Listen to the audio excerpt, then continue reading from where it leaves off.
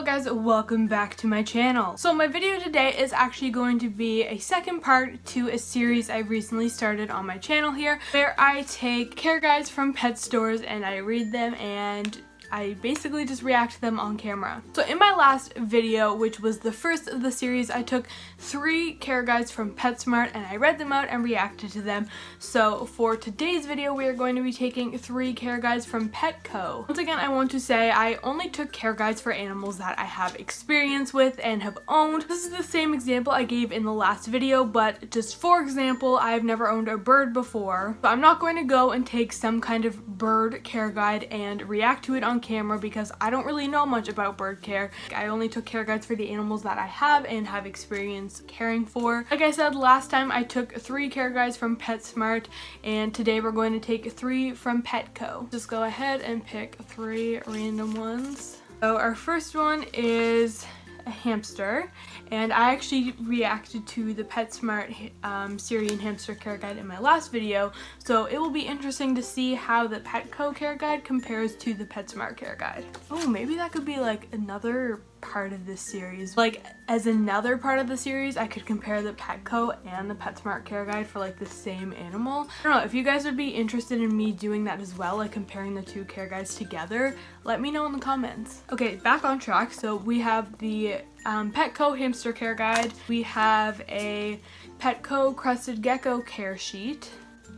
And we have a corn snake care guide. That's pretty cool. We have 1 animal that we already covered from PetSmart, and then we have 2 new animals. So let's just go ahead and start with the hamster care guide. So like I said in my last video, I will not be reading the whole entire care guide on camera because there is a lot of information here. So if I just sat here and read it all out, this video would be very long.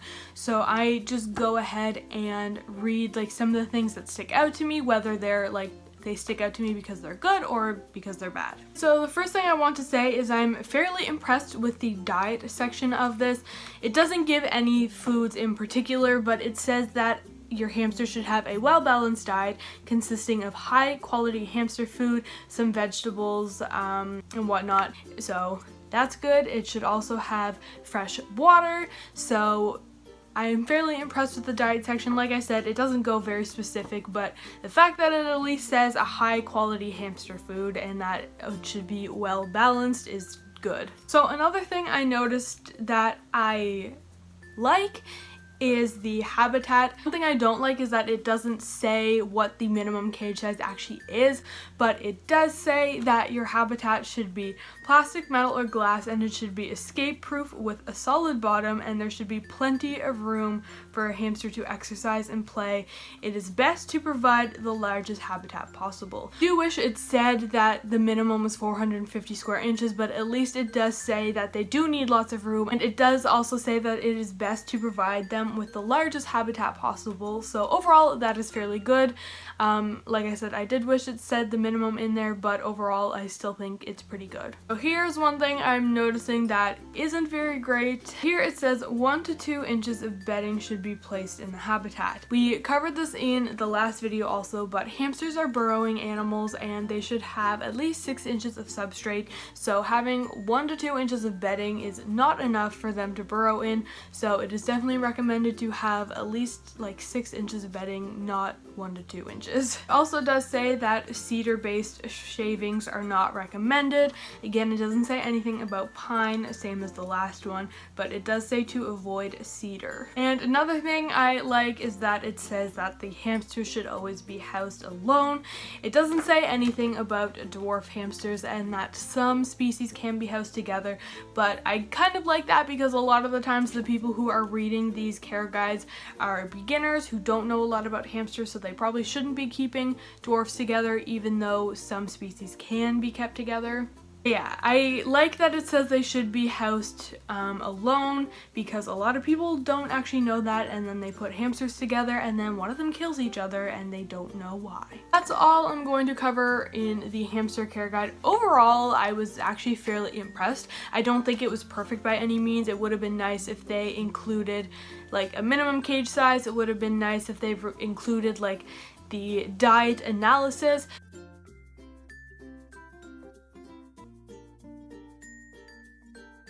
Next, let's go ahead and move on to the corn snake care guide. First thing I like with this care guide is that it has a little disclaimer on here that if you're feeding your snake live rodents, don't leave them unattended because live rodents can injure the snake. That is very important to know. If you do have a snake and you are feeding them live, it is very important that you monitor the feedings to make sure that the snake doesn't get injured. So I really enjoy that they put that in there. It's a really good thing for people to know who are getting into keeping snakes. Okay, one thing I just noticed that I don't really like is that it says you should move your snake to feed. Like when you go to feed them, put them in another container. Now this is highly debated. Some people agree with this, some people don't.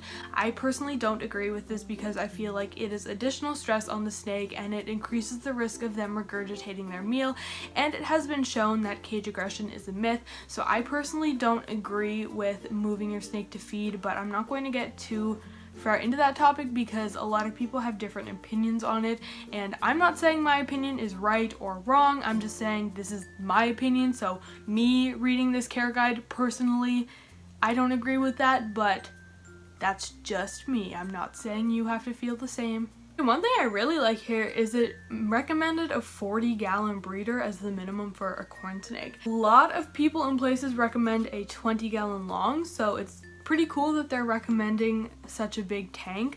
Like I said, a lot of places recommend a 20-gallon long as a minimum for corn snakes. That's usually what I see, but they're recommending a 40-gallon breeder. I like the substrates it recommends. It recommends substrates such as aspen, mulch type bedding, which would be like cypress mulch, reptile bark and whatnot. It says to avoid gravel and artificial turf, which would be kind of something like reptile carpet or just turf, like grass turf. So I like that. It does have good bedding recommendations. I also like the temperature and humidity recommendations, around 40% humidity and around 85 degrees on the warm side. Those are pretty spot on for a corn snake, at least in my experience. And I also enjoy that it says to not leave light on all the time. I like that it says to not leave a light on all the time. A lot of people will put a heat lamp on their animals and leave it on 24 hours, which isn't good because they do need a period of light and dark so that they know when it's day and night. If they always have a light on, they will think it's always daytime and they will be confused. It also points out to not house corn snakes together, which is good, and it also says to not house them with any other type of snake, which is very good to note. Don't do that. Overall, that was about it for everything that stood out to me. Overall, I am really impressed with this care guide. This is pretty spot on for the most part. The only thing I didn't really fully agree with was the moving to feed. Overall, I am really impressed with this care guide. It put a lot of important disclaimers in there, such as to monitor live feedings and to never house your snakes with other ones, and it recommended a really good tank size. The temperatures and humidities were spot on. So I overall am really happy with this care guide. I think that this one was very well written. And our last one is a Crested Gecko, so let's go ahead and check this one out. So looking through the diet section of the Crested Gecko care guide, I am fairly satisfied with it. It says to feed them the commercial Crested Gecko diets, such as Repashy and Pangea, and that you can provide gut-loaded insects. I like that it says gut-loaded because a lot of care guides don't mention that, so I enjoy that it says gut-loaded. Insects, I don't like that it says you can feed them mealworms because mealworms can be quite hard for crested geckos to digest, so I would not recommend feeding them mealworms. But other than that, their diet section is fairly good. Yeah, I just wouldn't recommend feeding mealworms to a crested gecko. One thing that's a little weird to me here is it doesn't give a minimum cage size. It just says an appropriate sized habitat. What does that mean? It doesn't give a minimum here, so that's kind of weird. It just says appropriate size, but yeah, doesn't give a minimum, so that's kind of weird. Other than the fact that it doesn't give a size, their housing advice is pretty decent. It's to provide lots of branches and plants for them to climb on. If you use live plants, they put a disclaimer in there to make sure they are non-toxic. I really enjoy the disclaimers they put in here. Those are really good.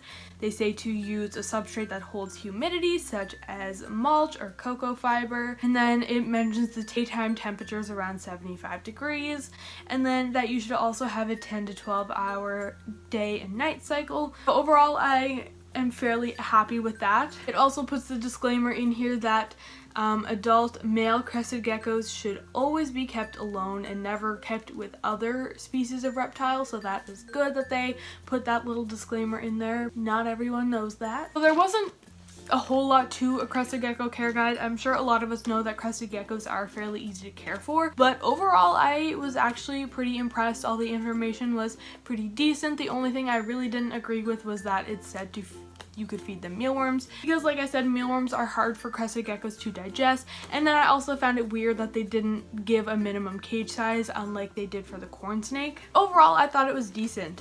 So overall, these care guides were decent. I think the hamster one did have a couple like red flags in there, but it wasn't awful. I thought that the corn snake one was really good. I thought that everything was very wrecked for the most part, and same with the crested gecko one.